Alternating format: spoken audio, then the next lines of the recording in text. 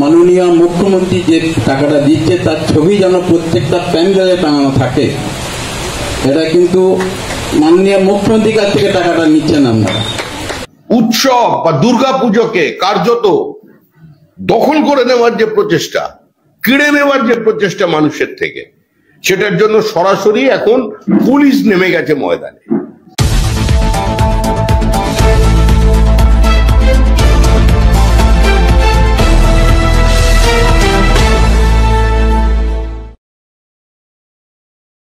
নমস্কার, প্রশাসনিক আধিকারিকরা এবং বিডিও সাহেব সকলকে পুজোর শুভেচ্ছা এবং যে সমস্ত ক্লাব এসেছেন সকলকেই জানাই শারদীয়ার শুভেচ্ছা। বিজয়ের ব্যাপারে বলেছে, আমি একটা কথা বলবো, মাননীয় মুখ্যমন্ত্রী যে টাকাটা দিচ্ছে তার ছবি যেন প্রত্যেকটা প্যান্ডেলে টাঙানো থাকে। এটা কিন্তু মাননীয় মুখ্যমন্ত্রীর কাছ থেকে টাকাটা নিচ্ছেন আপনারা। এটা সরকারের টাকা, মুখ্যমন্ত্রী সরকারের লোক, সে পার্টি হতে পারে, কিন্তু অনেকে টাকা নিচ্ছেন কিন্তু মুখ্যমন্ত্রী ছবি টাঙাচ্ছেন না। এটা কিন্তু খুব বাজে জিনিস। তাহলে আমরা টাকাটা নেবেন না। যারা মুখ্যমন্ত্রী ছবি টাঙাতে তাদের অসুবিধা, তারা টাকাটা না নেয় ভালো, কারণ অনেক ক্লাব তো নিচ্ছে না। সেরকম আপনারা যদি মনে করেন যে মুখ্যমন্ত্রী ছবি টাঙানো যাবে না, তাহলে আমরা টাকাটা নেবেন না। এটা আমার অনুরোধ আপনাদের কাছে। আর কিছু বলতে চাই না। বাঙালি, সারা পৃথিবীর বাঙালিদের কাছে দুর্গাপূজা একটা অন্য মাহাত্ম্য রাখে। বাংলার সমাজ জীবনে, ভাষায়, সাহিত্যে, কবিতায়, জীবন চর্চায়, তার আবেগে, তার মননে দুর্গাপুজো যেভাবে সম্পৃক্ত হয়ে আছে, আজকে সেই দুর্গাপুজোর ওপরেও কার্যত দখলদারি চাপিয়ে দিল তৃণমূল কংগ্রেস। মুখ্যমন্ত্রী যদি অনুদান নাও দিতেন, তারপরেও দেবী দুর্গার আগমন হতো। মুখ্যমন্ত্রী যদি কোনো অনুদান নাও দিতেন, তিনি যদি কোনো জায়গায় গিয়ে পিতৃপক্ষে কোনো দুর্গা ঠাকুরের চোখ না এঁকে দিতেন, তারপরেও দেবী দুর্গার চক্ষুন্মেষ হতো। কিন্তু দুর্ভাগ্যবশত আজকে যে ভাবে সরকার নিয়ন্ত্রণ করতে চাইছে এই একাধিপত্যকে, তা নজিরবিহীন। একদিকে মুখ্যমন্ত্রী আন্দোলনকে দমানোর জন্য বলছেন অনেক হয়েছে,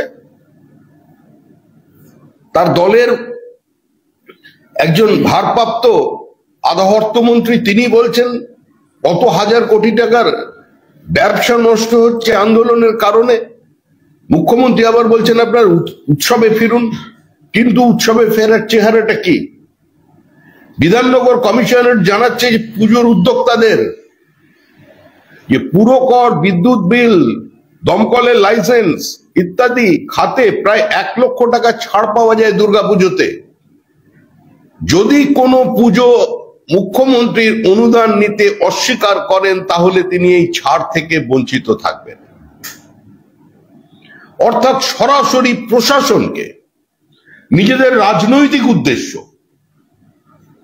উৎসব বা দুর্গাপুজোকে কার্যত দখল করে নেওয়ার যে প্রচেষ্টা, কেড়ে নেওয়ার যে প্রচেষ্টা মানুষের থেকে, সেটার জন্য সরাসরি এখন পুলিশ নেমে গেছে ময়দানে। যে পুলিশ অপরাধী ধরতে পারে না, যে পুলিশের কারণে ঔদ্ধত্য এমন জায়গায় পৌঁছে যে আইএস অফিসারের স্ত্রী পর্যন্ত ধর্ষিতা হচ্ছেন, যে পুলিশের কারণে আজকে আরজিকর কাণ্ডের প্লেস অফ অকারেন্সকে অল্টার করে দেওয়া হচ্ছে, তথ্য লোপাট করে দেওয়া হচ্ছে, যারা ভোট পরবর্তী বিজেপির মামলা যে ছিল, সেই হিংসায় হাইকোর্টের রায়, সিবিআই এর তদন্ত, সেখানে তারা সাক্ষীদের হস্টাইল করছে, প্রমাণ লোপ করছে, বিভিন্নভাবে আতঙ্কের আবহ তৈরি করে বিচার ব্যবস্থা চালাচ্ছে। আরেকজন নেতা বিবৃতি দিচ্ছেন, যদি দুর্গাপুজোর অনুদান নেন তাহলে মুখ্যমন্ত্রীর ছবি একদম সামনে টাঙিয়ে রাখতে হবে। দেখুন, আমরা এভাবে কোন কমিটিকে অনুদান দেওয়ার পক্ষে নই। এটা কোনো রাজনৈতিক দল, কোনো সরকারের কাজ হতে পারে না। কিন্তু মুখ্যমন্ত্রী প্রত্যেকেরই মেরুদণ্ড কার্যত বাইরে বার করে রেখে প্লাস্টিক ঢুকিয়ে দিয়েছেন। যারা পুজোর অনুদান নিয়েছেন তাদের এটা কর্তব্য বলে আমরা মনে করি যে মুখ্যমন্ত্রীর ছবি দেবী দুর্গার আগে টাঙিয়ে রাখা প্যান্ডেলে ঢোকার মুখে, এটা আমরা দাবি করছি।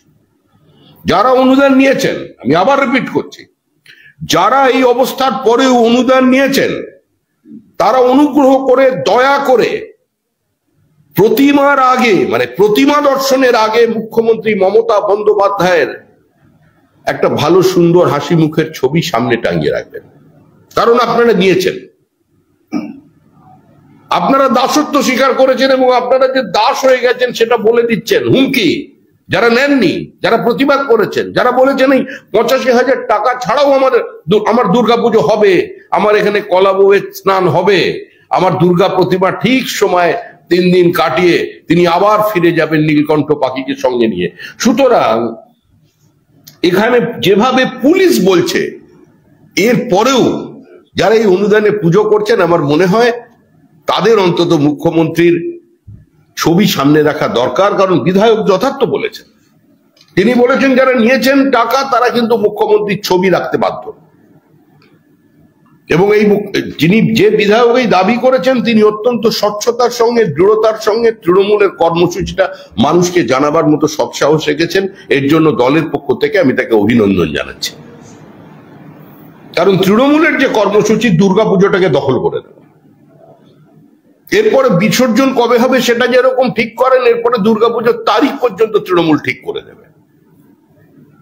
যদি কারোর সময় এদিক ওদিক না হয়, আবার যদি বাংলাদেশের মতো কেউ এসে না বলে দুর্গা প্রতিমার এই শঙ্খধ্বনি, এই আওয়াজ, এই উলুধ্বনি, এই ঢাক বাজানোর মধ্যে দিয়ে, মন্ত্রোচ্চারণের মধ্যে দিয়ে তাদের এখানে থাকতে অসুবিধা হচ্ছে, হয়তো সেটাও বন্ধ হয়ে যাবে। সেদিকেই পশ্চিমবঙ্গ এগোচ্ছে।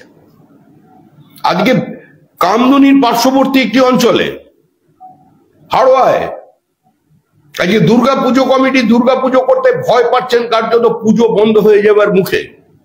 মুর্শিদাবাদের বিভিন্ন অংশে এই ঘটনা ঘটছে।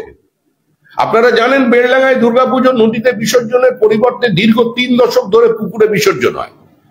কারণ একটি বিশেষ সম্প্রদায়ের পাশ দিয়ে যদি দুর্গা প্রতিমার বিসর্জন যায় তাহলে সেটা তাদের ধর্মীয় ভাবাবেগে আঘাত লাগবে। এখনো যদি পশ্চিমবঙ্গের বাঙালি হিন্দুরা সচেতন না হয়, আপনাদের জন্য আবার কিন্তু 1946 সাল অপেক্ষা করছে।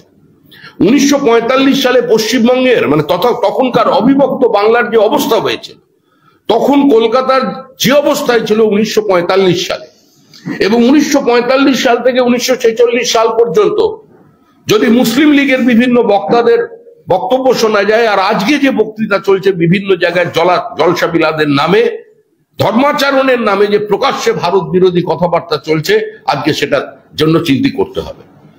আজকে ওবিসি কোটার মধ্যে দিয়ে প্রথম কথা হলো ধর্মের ভিত্তিতে রিজার্ভেশন দেওয়া যায় কি যায় না, এটা নিয়ে বিতর্ক আছে। বহু রাজ্য রিজার্ভেশন দিয়েছে, বামপন্থীরা পথ খুলে দিয়েছিলেন, মুখ্যমন্ত্রী সেই সুযোগ নিয়েছেন, সেই পথেই হেঁটেছেন।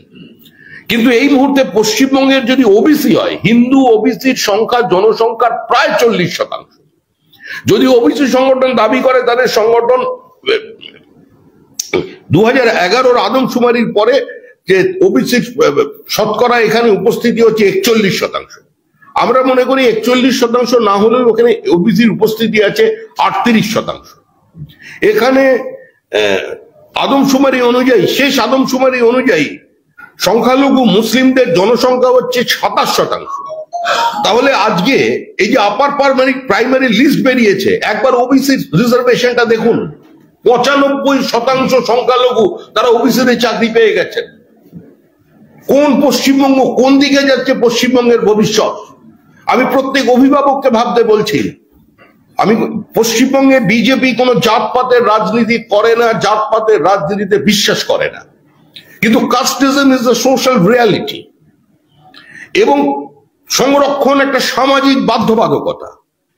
যখন সুপ্রিম কোর্টের গাইডলাইন মেনে বিভিন্ন মামলায় সুপ্রিম কোর্টের যে অবজারভেশন আছে, সাচার কমিশনের যে রিপোর্ট আছে, এবং সাচার কমিশন যখন তাদের রিপোর্ট তৈরি করবার জন্য বিভিন্ন জায়গায় ঘুরছিলেন, তারা আক্রান্ত পর্যন্ত হয়েছিল। সাচারের টিম পাটনায় তাদের অফিস ভাঙচুর করে বলেছিলেন Islam is the religion of brotherhood, এখানে উচ্চ নিচ নেই, অস্পৃশ্যতা নেই, এখানে কোনো বর্ণবিদ্বেষ নেই। কিন্তু তারপরে রিজার্ভেশন হয়েছে।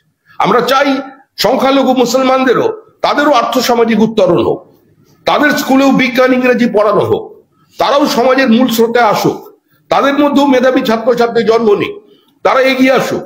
আমরা চাই তারা ব্যাংকের সহযোগিতা পাক, আমরা চাই তারা সরকারি চাকরিতে তাদের অংশগ্রহণ হোক।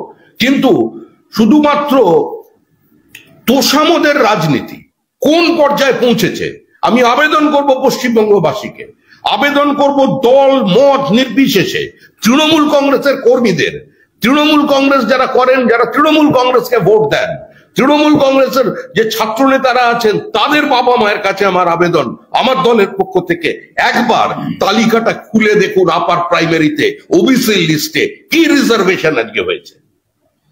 চূড়ান্ত ধ্বংসের দিকে যাচ্ছে। এটা কি বাংলাদেশের পরীক্ষা হয়েছিল না পশ্চিমবঙ্গ? এটা না আমরা গ্রেটার বাংলাদেশকে মেনে নিয়েছি, না আমরা 46-এর সময় আমরা সেই ইন্ডিপেন্ডেন্ট বেঙ্গল মুভমেন্টে ঢুকে গেছি সুরাবর্দির নেতৃত্বে। এরপরে এখানে কি হবে? এরপরে তো এখানে বাংলাদেশের প্রস্তুতি তৈরি হবে। যতক্ষণ 30% ততক্ষণ ভারতীয় সংবিধান, যখন 40% তখন শরিয়াত। আজকে সেই দিকে পশ্চিমবঙ্গ যাচ্ছে। আমরা আবার বলছি, আমরা বিভাজন চাই না। আমরা হিন্দু মুসলমানের বিভাজন করে ভোট ব্যাংক তৈরির রাজনীতির বিরোধী। ডক্টর শ্যামাপ্রসাদ মুখার্জি এখানে হিন্দু উদ্বাস্তুদের সাথে তিনি লড়াই করেছেন। মাথায় থেকে কোনোদিন টিকা পড়তে হয়নি, গায়ে গৈরিক বস্ত্র দিতে হয়নি। তিনি লড়াই করেছেন এখানে হিন্দুদের স্বার্থে, ওপার বাংলার হিন্দু উদ্বাস্তুদের স্বার্থে। আজকে সমস্ত বুদ্ধিজীবী, সমস্ত কবি সাহিত্যিক যারা ওপার বাংলায় যান, এপার বাংলা ওপার বাংলার কথা বলেন, বিভিন্ন সময় বাংলাদেশ থেকে চন্দন চর্চিত মাল্যভূষিত হয়ে পুরস্কার ফিরে এখানে এসে বাংলাদেশের বিভিন্ন গল্প বলতেন। আজ তারা কোথায়? তারা চুপ কেন? তারা আজকে মুখ বন্ধ করে আছেন কেন যখন বাংলাদেশে এ ধরনের অত্যাচার চলছে? আমরা ইথিওপিয়ায় মার্কিনী অবরোধ নিয়ে টালা থেকে টালিগঞ্জ পর্যন্ত যাত্রা দেখেছি। আমরা পশ্চিমবঙ্গে বিভিন্ন সময় গাজা স্ট্রিপে আজকে ইসরায়েলি আক্রমণের বিরোধিতা করবার জন্য মানুষকে পথে নামতে দেখেছি। আমরা উত্তরপ্রদেশ, বিহার, রাজস্থান, ছত্তিশগড় কিংবা গুজরাটের ঘটনা নিয়ে বিভিন্ন সময় মানুষকে, পশ্চিমবঙ্গের রাজনৈতিক কর্মীদের কথা বলতে শুনেছি। কিন্তু আজকে ওপার বাংলা, ঠিক আমাদের ওপারে যে অত্যাচার চলেছে, দুর্গাপূজা বন্ধ হয়ে যাচ্ছে, আমরা তাদের চুপ করে আছি। বাঙালি সবার বাড়ি ছিল ওপারে। মনে রাখতে হবে, ওপারে গান্ধীবাদ চলেনি, মার্ক্সবাদ চলেনি, একাত্ম মানববাদ চলেনি, এক বৃন্তে দুটি কুসুম চলেনি, হিন্দু মুসলমান ভাই ভাই চলেনি, সম্প্রীতির রাখি বন্ধন চলেনি, মিলনের পদযাত্রা চলেনি। আমরা সবাই ওপার বাংলা থেকে এখানে চলে এসেছি। নিজের দেশে আমরা উদ্বাস্তু হয়ে গেছি।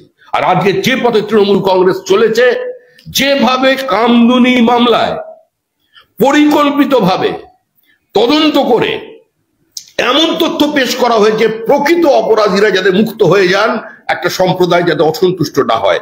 একইভাবে আজকে এখানে ওবিসি রিজার্ভেশনের নামে যে তোষামত চলেছে, এটা সর্বনাশের দিকে নিয়ে যাচ্ছে পশ্চিমবঙ্গকে। সবাই এর বিরুদ্ধে সচেতন হওয়া উচিত। তিনি তো বলছেন যে অনেকে টাকা দিচ্ছেন, না, তাদের টাকা না নেওয়াই ভালো। ঠিক বলেছেন। কারণ তৃণমূল কংগ্রেস লক্ষ্মীশ্রী কেন করেছে? প্রকাশ্যে তাদের নেতারা বলে দেন যে তোমরা লক্ষ্মীর ভান্ডার, এসব শিব বৃষ্টির মধ্যে যদি না থাকো তাহলে সরাসরি কিন্তু মানে যদি নিয়ে থাকো তাহলে ভোটটা তৃণমূল কংগ্রেসকে দিতে হবে, আর যদি না দাও তাহলে সমস্ত সরকারি অনুদান বন্ধ হয়ে যাবে। এমন ব্যাপার যেন এটা তৃণমূল কংগ্রেসের টাকা, কারণ জমিদারির টাকা তারা দিচ্ছেন। মানুষের টাকা, যে টাকা প্রত্যক্ষ বা পরোক্ষ করের মধ্যে দিয়ে তাদের কোষাগারে জমা পড়েছে, সেই মানুষের টাকাই মানুষকে ফেরাচ্ছে। আজকে এটাই তো তাদের ফলে ভাতারের বিধায়ক যে কথা বলেছেন, তিনি সত্যি কথা বলেছেন। আমরা অভিনন্দন জানাচ্ছি, তাকে কৃতজ্ঞতা জানাচ্ছি যে তৃণমূলের যে কর্মসূচিটা, যে কেন দুর্গাপুজোকে তারা সাহায্য করছে, তারা উৎসব দখল করছে, পুজো দখল করবার উদ্দেশ্যে, তো সেখানে কেন মুখ্যমন্ত্রী ছবি রাখবে না? মুখ্যমন্ত্রী 85,000 টাকা দিচ্ছেন, মুখ্যমন্ত্রীর টাকা, আমার বাংলার টাকা, কেন মুখ্যমন্ত্রীর ছবি রাখা হবে না? ঠিক কথা বলেছেন। একাদশ শ্রেণীর রাষ্ট্রবিজ্ঞানের একটি সরকারি প্রশ্নপত্র ভাইরাল হয়েছে। সেখানে একটি স্কুল, সেখানে শিক্ষার মৌলিক অধিকারের ধারা নিয়ে প্রশ্ন তোলা হয় এবং প্রশ্নপত্রে আর্জি করে নির্যাতিতাকে খুনের বিচারের তারা দাবি, সেই ব্যাপারে প্রশ্নপত্র হয়েছে, জানি বিতর্ক তৈরি হয়েছে। রাষ্ট্রবিজ্ঞানের প্রশ্নপত্রে আর্জি করে প্রসঙ্গ এবং নির্যাতিতার খুনের বিচারের দাবি, এই সংক্রান্ত একটি প্রশ্নপত্র। স্বাভাবিকভাবে এটা অত্যন্ত প্রাসঙ্গিক বিষয়। স্বাধীন ভারতের ইতিহাসে একটা ঘটনাকে কেন্দ্র করে, একটা খুন ধর্ষণকে কেন্দ্র করে সারা ভারতবর্ষের মানুষ এ ধরনের স্বতঃস্ফূর্ত গণ অভ্যুত্থান দেখেনি। এটা একটা রাষ্ট্রবিজ্ঞানের বিষয়। এটা নিয়ে প্রশ্ন তৈরি হলে বিতর্ক হবে কেন? আমরা তো দেখেছি পার্থ চট্টোপাধ্যায় বেচারা মান্না কেউ সিঙ্গুর আন্দোলনের সঙ্গে পাঠ্যপুস্তকে ঢুকিয়ে দেওয়া হয়েছে। আমরা তো এটাও দেখেছি যে বেনারস হিন্দু ইউনিভার্সিটির প্রতিষ্ঠাতা স্বাধীনতা সংগ্রামী কংগ্রেস নেতা মদন মোহন মালব্য দেশ ভাগের জন্য দায়ী, বীর সাভারকর, শ্রী গোলওয়ার্কার দেশ ভাগের জন্য দায়ী, এটা পাঠ্যপুস্তকে আছে ক্লাস 8-এ। শুধু এখানেই শেষ নয়, স্যার সৈয়দ আহমদ খান যিনি এই দ্বিজাতি তত্ত্বের প্রবক্তা, আজকে তাকে গ্লোরিফাই করা হয়েছে। তিনি নাকি দেশভাগ চাননি, তিনি মুসলিম সমাজকে ইংরেজি শিক্ষায় শিক্ষিত করতে চেয়েছিলেন এবং ঐক্যবদ্ধ করতে চেয়েছিলেন। এও তো আমাদের পাঠ্যপুস্তকে আছে। যে ইকবালের গান আমরা গাইছি, সারে জাহাঁ সে আচ্ছা হিন্দুস্তান হামারা, সেই ইকবাল 1930 সালে যখন জিন্না লন্ডনে ছিলেন, মুসলিম লীগের সভাপতিত্ব করে তিনি কি বক্তৃতা করেছিলেন, আজকে তার সেটা শোনার পরও তো আমরা এখনো সারে জাহাঁ সে আচ্ছা করে তাকে গ্লোরিফাই করছি। এটা তো খুব প্রাসঙ্গিক। এত বড় একটা আন্দোলন রাষ্ট্রবিজ্ঞানে জায়গা পাবে না। এটা তো আর কোনো রাজনৈতিক দলের আন্দোলন হয়নি। এই আন্দোলনটা ছিল সমস্ত সাধারণ মানুষের আন্দোলন, এবং আন্দোলন আছে, আন্দোলন এখনো বেঁচে আছে, আন্দোলন মারা যায়নি। দুর্গাপুজো আসুক আর কালী পুজো আসুক, আন্দোলনের জায়গায় আছে। মানুষ বদ্ধপরিকর। সিবিআই এর তদন্ত চলছে, সুপ্রিম কোর্টে বুঝে না বুঝে অনেকে অধীর আগ্রহে অপেক্ষা করছি আমরা সুপ্রিম কোর্টের জন্য, কিন্তু তদন্ত চলাকালীন সুপ্রিম কোর্টের তো বিশেষ কিছু করার নেই। সুপ্রিম কোর্ট বড়জোর ডাক্তারদের নিরাপত্তাটা সুনিশ্চিত করবার জন্য কিছু বলতে পারেন, এর বাইরে এখন কিছু করার নেই। কিন্তু এটা একটা প্রাতিষ্ঠানিক খুন, এবং এই প্রাতিষ্ঠানিক খুনের সঙ্গে গোটা তৃণমূল কংগ্রেস জড়িত, প্রশাসন জড়িত। কলকাতা পুলিশের যিনি পুলিশ কমিশনার আছেন, আমরা আগেও বলেছি তার কাস্টোডিয়াল ইন্টারোগেশনের প্রয়োজন আছে, তাকে গ্রেপ্তার করবার প্রয়োজন আছে। এই দাবি তো আছে, মানুষের দাবি। মানুষ রাস্তায় ছিল, আছে এবং ভবিষ্যতেও থাকবে। আবার একটা পরবর্তী শুনানির দিন দীর্ঘ একটা চলছে। আমি তো সুপ্রিম কোর্টের বিচারপতি নই, আর আমার দল তো কোনোদিন গিয়ে সুপ্রিম কোর্টের বিচারপতির বাড়িতে গিয়ে পোস্টার মারতে আমাকে বলবে না, বা সুপ্রিম কোর্টের বিচারপতির কে আমাদের কলকাতা হাইকোর্টের মতো বিচার কক্ষের গিয়ে জামা ধরে টানাটানি করবে না। বলে এ নিয়ে আমি কি বলতে পারি? দীর্ঘসূত্রিতাতে সবাই আবেগ একটু আহত হচ্ছে, কিন্তু তদন্ত তো চলছে, এবং তিনি তো বলেছেন তদন্তে বড় লিড আছে। আজকে তার কথাবার্তার মধ্যে শোনা গেছে।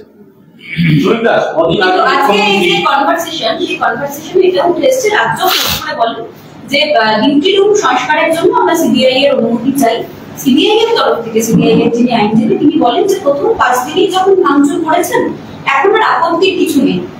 কিন্তু স্বাভাবিক আছে, যেটা সিবিআই ঠিকই বলেছে, যেটা সরানো সেটা তো সরানো হয়ে গেছে, যা মোছার সে তো মুছে ফেলেছেন। আবার নতুন করে মৃতদেহ চুল ছেড়ে মৃতদেহ হালকা করবেন, আবার হয় নাকি? কদিন আগে মুখ্যমন্ত্রী নবান্নে সাংবাদিক বৈঠক করে বলেছেন 112 ফুটের প্রতিমা নিয়ে তিনি উদ্বেগ প্রকাশ করেছেন রানাঘাটে। সেই প্রতিমা যদি স্ট্যাম্পেড হয় তিনি একটা আশঙ্কা করছেন। আজকে কোর্টে সেই মামলা ছিল, সেখানে কোর্ট বলেছে যে এই প্রতিমা কিভাবে দর্শন করা যায় সেই ব্যবস্থা জেলা প্রশাসনকে করতে হবে। প্রয়োজন হলে রাস্তা থেকেও মানুষ এই প্রতিমা দর্শন করতে পারছে, রাস্তা মানে মণ্ডপের কাছাকাছি না পৌঁছে বাইরের বড় রাস্তা থেকে যদি প্রতিমা দর্শন করা যায় সেই ব্যবস্থা প্রশাসনকে করতে হবে। কমিটিও নির্দেশ দিয়েছে। এই যে প্রতিমা দর্শনের জন্যও যে কোর্টে যেতে হচ্ছে, 112 ফুটের প্রতিমা করছে রানাঘাটে কোন একটি পুজো সংগঠন, সেখানেও কোর্ট কি ইনভলভমেন্ট? দেখুন, মানুষ কিভাবে তার দেবীকে দেখবেন, মানুষ কিভাবে তার আবেগ উচ্ছ্বাসকে প্রকাশ করবেন, এটা সম্পূর্ণভাবে মানুষের ব্যাপার, সেই সংস্থার বিষয়। কোন রাজ্যের মুখ্যমন্ত্রী নিশ্চয়ই উদ্বেগ প্রকাশ করতে পারেন, সেখানে বেশি ভিড় হয়ে গেলে স্ট্যাম্পেড হওয়ার সম্ভাবনা আছে। তারই পুজোর উদ্যোক্তাদের সংখ্যাই বেশি পশ্চিমবঙ্গে, মানে তৃণমূলী প্রভাব মুক্ত পুজোরই দেবীর আরাধনাটা এখন ওরাই কি একটু বেশি করেন। তো সেই জন্য উচ্চতা নিয়ে স্বাভাবিকভাবে ওনার চিন্তা আছে, কারণ আমরা তো ছাত্রাবস্থা থেকে কোনোদিন দেখিনি যে ওই শিবরাত্রির সময় বিশাল বিশাল শিব নিয়ে দক্ষিণ কলকাতায় কিছু মানুষ দৌড়চ্ছে আর বলছে খেলা হবে খেলা হবে খেলা হবে। এই নতুন ধরনের যে আরাধনা বাংলায় এসেছে তৃণমূলের কারণে, সেটা নিয়ে মুখ্যমন্ত্রীর চিন্তার কারণ আছে।